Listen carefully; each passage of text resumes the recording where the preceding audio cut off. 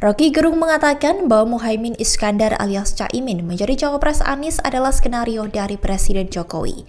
Ia menyebut bahwa Caimin setiap saat bisa diperkarakan karena banyaknya kasus yang dihadapinya.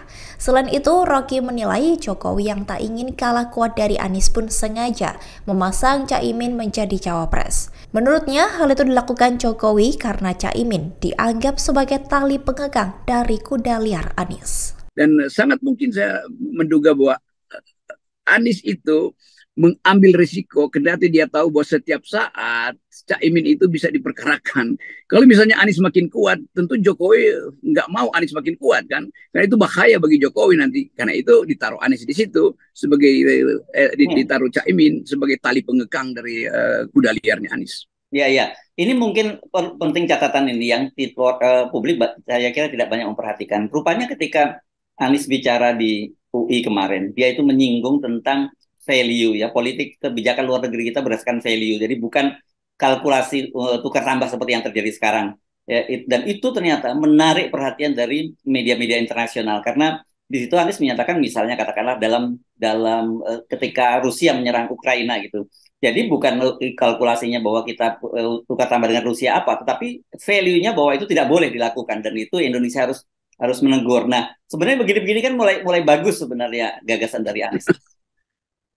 Iya betul. Jadi secara imperatif, secara normatif, Anies paham itu bahwa value first itu. Ya. Tetapi dalam keadaan keterdesakan, Anies lupa bahwa value ternyata tidak berguna tuh sebagai penentu pikiran dia tuh. Karena dia akhirnya mesti tunduk pada tekanan Surya Paloh. Kan semua yang kita tahu hari-hari ini mesti kita asumsikan bahwa apa yang diputuskan oleh Surya Paloh itu hasil pertemuan dia dengan Jokowi berkali-kali dalam 1 bulan ini kan itu intinya kan.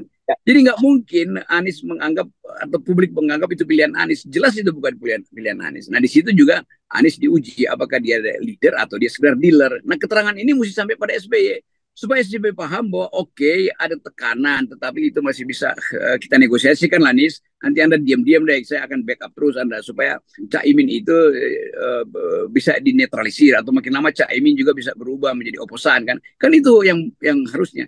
Tapi itu tidak terjadi karena Surya Paloh saya kira juga secara pribadi tidak menginginkan komposisi kabinet nanti itu di belakangnya ada figur SBY yang terlalu kuat dan itu mungkin pesan dari Jokowi pada Surya Paloh, hati-hati ya, itu ada SBY di belakang itu. Lalu Surya Paloh mencari cara dan cara itu ditemukan yaitu pasang dengan Anies dengan Caimin. Publik akhirnya mulai bongkar. Loh kata Anies nggak boleh berpasangan dengan orang yang punya masalah. Caimin punya masalah banyak tuh. Jadi ini sebetulnya bisa diucapkan sebelum deklarasi hari ini pada Pak SBY. Jadi tadi malam mungkin yang lebih tepat supaya Pak SBY ya antara marah dan melihat bahwa dia masih diperlukan sebagai pengatur strategi di dalam koalisi perubahan.